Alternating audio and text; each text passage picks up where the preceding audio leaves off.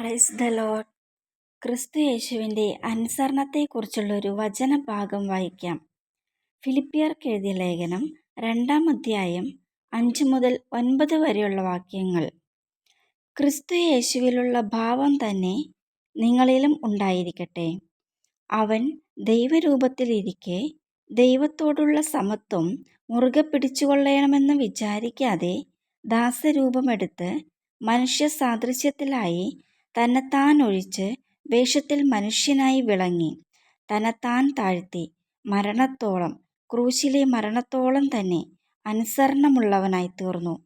അതുകൊണ്ട് ദൈവവും അവനെ ഏറ്റവും ഉയർത്തി സകല നാമത്തിനും മേലായ നാമം നൽകി. നമ്മളിലും ഈ ഭാവം ഉണ്ടാകണമെന്നാണ് 5-ാം വാക്യത്തിൽ നാം വായിച്ചത്. അതുകൊണ്ട് നമുക്കും ഈ ഭാവം ഉണ്ടാകട്ടെ എന്ന് പ്രാർത്ഥിക്കാം. ദൈവം ധാരാളമായി അനുഗ്രഹിക്കട്ടെ. ആമേൻ. God bless U.